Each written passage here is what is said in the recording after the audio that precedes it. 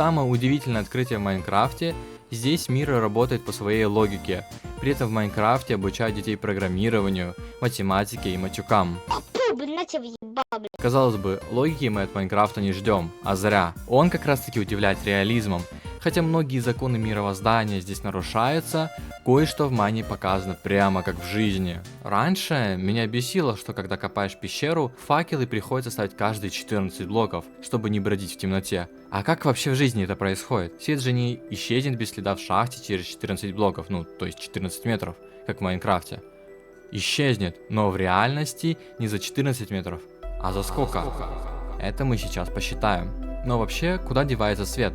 Понятно, что падает его интенсивность, потому что свет поглощается от стен пещеры. Но если свет летит напрямую, куда он девается? Интересный вопрос. А вы задумывались, почему мы не видим белую засветку от миллиардов звезд, когда смотрим на ночное небо? Космоса не существует, а небесный свод создан иллюминатами? Если вы так считаете, то давайте не будем спорить, мы же не грибы. Давайте сразу драться. А пока скажу, что думает наука.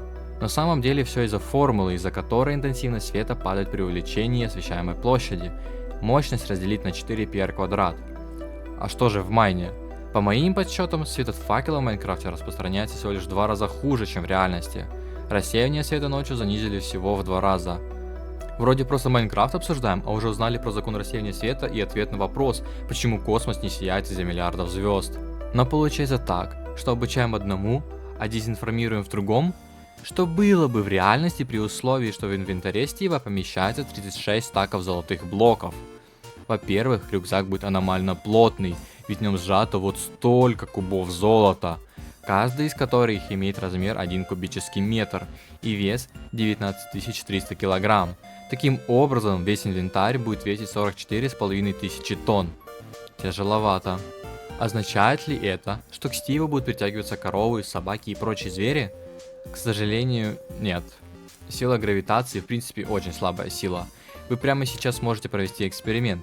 Встаньте ровно и поднимите руку. Получилось?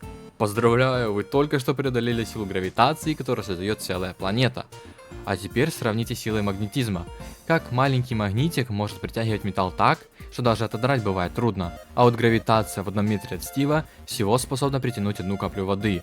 Это примерно как сила притяжения на поверхности маленького астероида 50 метров в диаметре, или как сила гравитации между двумя людьми весом 70 кг на расстоянии 10 сантиметров.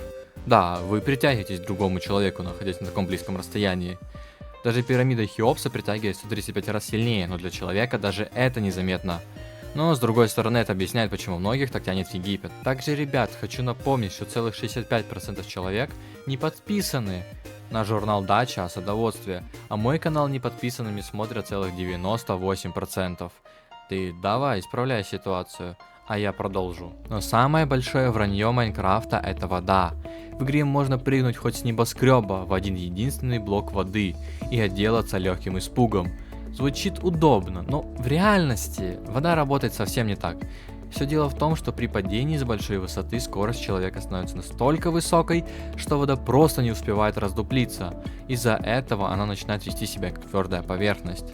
Именно поэтому спортсмены на соревнованиях по прыжкам в воду входят в нее строго вертикально. Даже небольшая ошибка может привести к серьезным ушибам. Для Стива это означало бы плохие новости.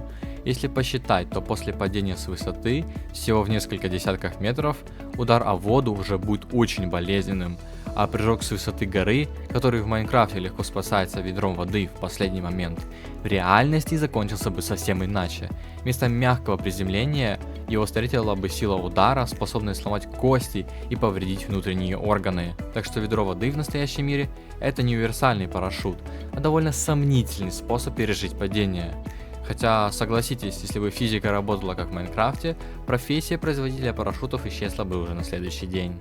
Вот так обычная игра про кубики внезапно заставила нас поговорить про свет, гравитацию, плотность материалов и даже выживание после падения с большой высоты. Если вам понравился такой формат, обязательно напишите об этом в комментариях. Возможно, это далеко не последний раз, когда мы будем искать физику там, где ее, казалось бы, вообще не должно быть. Ну а на сегодня все. Спасибо, что досмотрели до конца. Подписывайтесь на канал, ставьте лайки, если узнали что-то новое. И до встречи в следующих видео. Пока!